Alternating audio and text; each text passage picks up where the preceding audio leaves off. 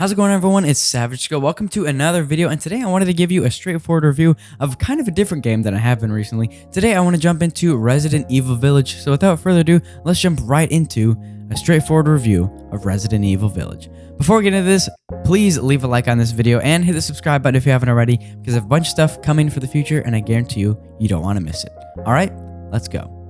Resident Evil Village is a thrilling and amazing addition to the Resident Evil franchise, expertly continuing the Winters family storyline. After the short and informal intro, where your wife is killed, you get in a car accident, and your daughter is kidnapped. Ethan Winters, the player, is immersed in a beautifully rendered atmospheric village, the only sounds coming from the creaking of scrows and the howling of wolves. Resident Evil 8 somehow crowned its predecessor in a way that makes you truly feel terror in the moment. In addition to the amazing storyline, the game also offers a variety of hidden areas and collectibles for players to discover. It even has NG+, greatly expanding the replayability of the game. Back to this story. After you encounter a great many Lycans, you come across an old woman who tells you that Mother Miranda, the game's main antagonist, has taken your daughter and is holding her in the castle.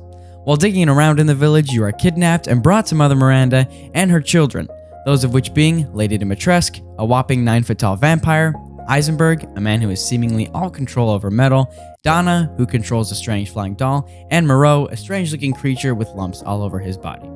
After Mother Miranda decides that Eisenberg should deal with you, and he does, you narrowly escape, finding yourself outside Castle Dimitrescu. Some of the things I really enjoyed in Resident Evil Village are the new enemies, such as the previously discussed Lycans, or the Soldats, adding to the already diverse roster of terrifying creatures from the franchise. The new and improved combat, now offering way more weapons than Biohazard, and new ways to defeat enemies. With some of the difficult bosses in the game, these new weapons are much needed. One of my favorite things is the new shop system, similar to Resident Evil 4, with the ability to sell treasures and artifacts you find along the way. You can get a lot of lei, the currency in the game, giving us players the ability to buy new weapons, and even apply upgrades and attachments to our weapons. My favorite weapon being the stake, which stands for shoot the annoying killable enemies or something like that. Definitely not made up on the spot.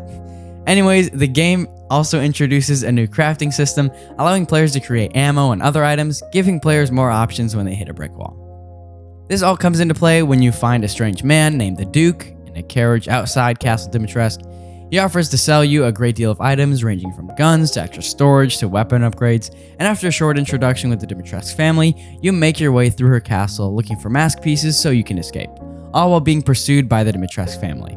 Once you get all the mask pieces, you finally escape and kill Lady Dimitrescu, acquiring a strange flask that you later learn is a piece of your daughter. You also learn that Lady Miranda's last 3 children have the other pieces of Rose, who's your daughter. Resident Evil 8 continues on the great features of Resident Evil 7, such as a first-person perspective and even VR support, adding to the tension and immersion of the game. Village also expands upon some of Biohazard's best features, such as breaking windows, opening doors, and climbing ladders, which add to the player's sense of freedom in exploring the village and other surrounding areas. After learning about the whereabouts of the other 3 children, Ethan sets off to kill them all, and get his daughter back. In the strange fight against Donna and her weird doll Angie, you play hide and seek and stab Angie in the head with some scissors. I know it's weird. You gain access to her flak, and make your way over to Moreau and steal his flask, narrowly escaping him, and did I forget to mention, he turns into a fish. One of the standout features of Resident Evil Village is the attention to detail in the game's environments and characters. The village somehow feels like a character in the game, with each area having its own distinct atmosphere and feel. From the gloomy and eerie castle to the seemingly over-expanding factory, each area is meticulously crafted to create a sense of unease and dread. This masterpiece of a game also features a number of boss battles, each with their own unique challenges and abilities, leaving the player to their own experiments. Speaking of great boss battles, after you get Heisenberg's flask from a nearby stronghold, you make your way over to the factory, thinking you're just going to talk with Heisenberg until he traps you in the factory. And this place is awesome. It seems ever expanding, and like you just unlocked the second half of the game, when you basically thought you were done. During this factory sequence, you learn what Mother Miranda is planning to do with Rose, and if you remember the mold from Resident Evil 7, it's back, and it's what gives Mother Miranda and her people all of their powers. Anyways, when you're almost out of the factory, Eisenberg shows up and goes Magneto style, so you're forced to kill him. After you do kill him, Mother Miranda shows up and rips out Ethan's heart. At this point, you play as Chris Redfield, a specialist trying to take down bioweapons. After Chris's short section, where you plant a bomb on the heart of the mold. You find out from Ethan's wife, Mia, who isn't really dead, that Ethan has actually been dead since Jack stomped on his head in Resident Evil 7, and the mold is keeping him alive. Some other great aspects of Resident Evil Village are the standout of the game's survival and horror elements. Players must conserve their resources, such as ammunition and health items, as they navigate the village, constricting you with its very limited inventory and scarce crafting materials. Featuring a dynamic difficulty system, which adjusts the difficulty based on the player's performance, make the game accessible to players of all skill levels. One of the major issues with the game is just the way the difficulty goes from 0 to 100 in the hardest difficulty. It feels like every enemy is just a bullet sponge, making it difficult to conserve your ammo, and with the enemies doing an unprecedented amount of damage, it's also hard to conserve your healing items, making you just want to turn it off at times. Speaking of bullet sponges, after you regain control of Ethan, you are back in the Duke's carriage, on your way to kill Miranda. Once you stock up, you head into the boss fight against Miranda, and she really doesn't take any damage, like none whatsoever. However, as I got more experience with the game, I had greater and more in-depth experience from the title itself. As I got used to the variety of weapons and items to choose from, I was allowed to effectively tackle and challenge ahead in my own way.